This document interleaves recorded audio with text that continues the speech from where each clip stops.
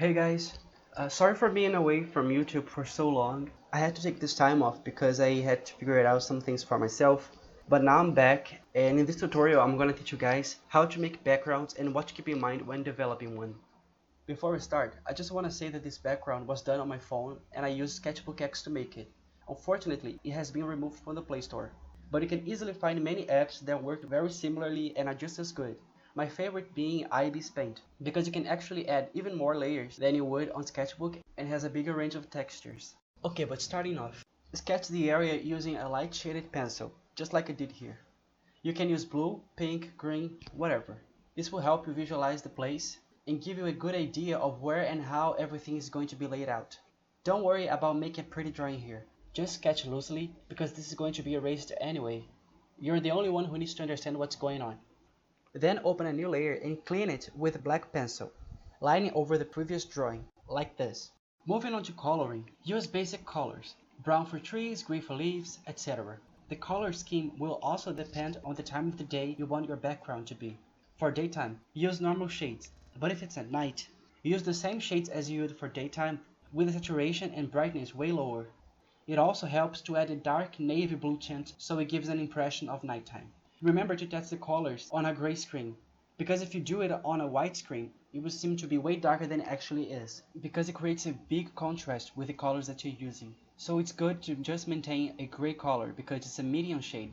You also might want to use black if you're doing like a very dark nighttime background, but black might make it look too bright and you won't get a sense of how the colors actually look like. So gray is your best option.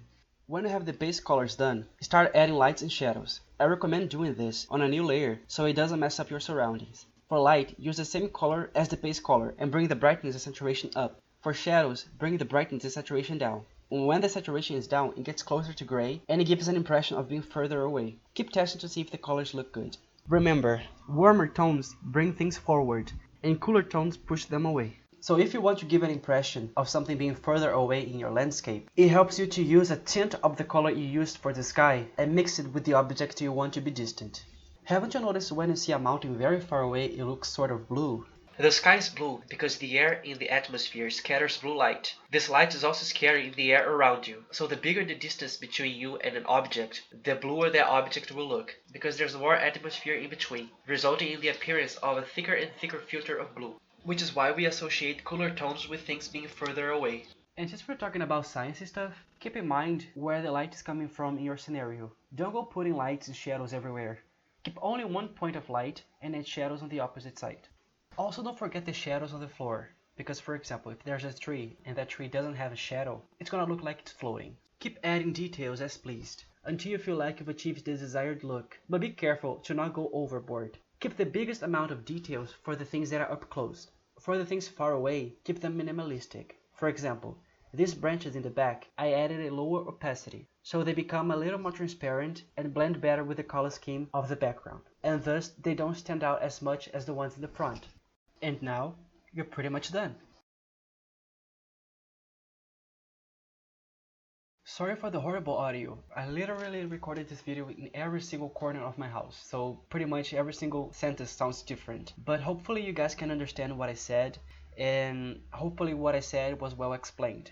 And yeah, subscribe to my channel so you receive my next video next year. Just kidding. I'll try to post videos more regularly now. I took this time off from YouTube because of personal reasons, nothing much, but still it made me feel really bad for not keep posting videos. Because I was receiving so many great comments from you guys asking me for more videos and asking me when is the next video going to come up. But now I'm back, and if you want to see my next video, subscribe, leave a like, and I'll see you on my next video. Bye.